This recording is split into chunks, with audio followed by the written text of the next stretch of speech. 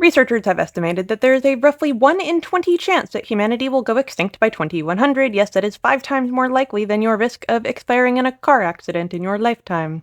Now, we do talk a lot about potential catastrophes here, but have you ever wondered what are the most likely scenarios that will result in mankind's extinction? Well, we'll talk about it. Also, apparently laymen think that humanity's extinction is not really a big concern until it gets to be 30% in the next 100 years.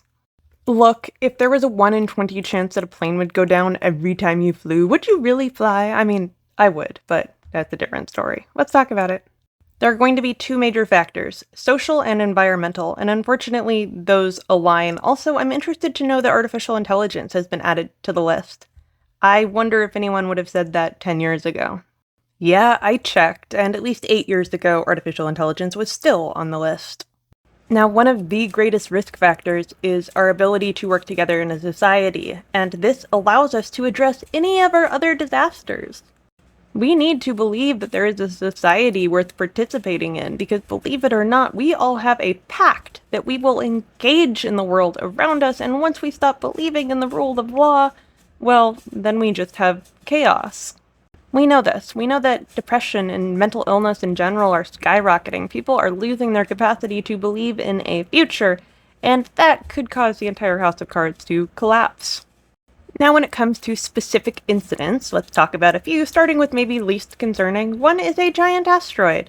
Now, this one would be very bad, and we don't really have any way to address it. I mean, researchers are working on that, but if it happened tomorrow, yeah, we'd be in some trouble. Some people are feeling a little bit more optimistic because in 2024 we did have a global committee come together and figure out what we would do if something were to hit Earth. So at least people are willing to work together for external threats. I think the same would happen for aliens.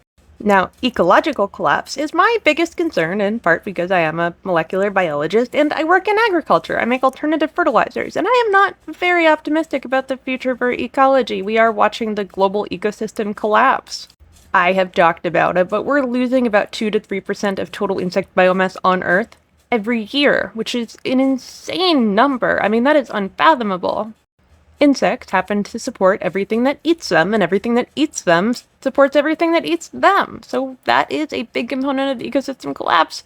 But we're also seeing birds and mammals. Basically, everything is failing to thrive on our planet, except maybe pigeons and rats, which people think of as dirty, but I mean, at least they can survive us. We only think of those animals as dirty because we think of ourselves as dirty, in my opinion. And as long as we're considering the ecosystem, water is an enormous issue. Cities, even in the United States, are running out of water. People are going to have to move. As we are taking fossil water from the ground, and again, not just a US problem, just for example, Mexico City is sinking about 9 inches a year, because what used to hold it up is now collapsing. Once that water is gone, there's no other options unless we figure out an effective way to replenish it, which seems a little bit silly. If we can produce that much water from, say, desalination, why are we taking it from aquifers? Aside the point, as people flee from inland cities, our oceans are also rising. So we're going to see some massive upheaval. 30% of the Earth's human population lives near the ocean? It is important to understand that no one catastrophe stands alone. All of these are connected. Economics is tied to infrastructure. Infrastructure is also tied to our ecology. Any part of this house of cards coming down could cause a global catastrophe.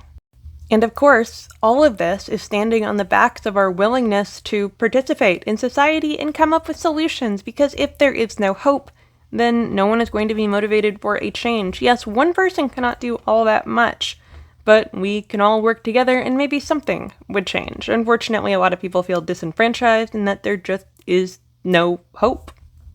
And I guess because I didn't address it, is AI going to be responsible for our ultimate downfall?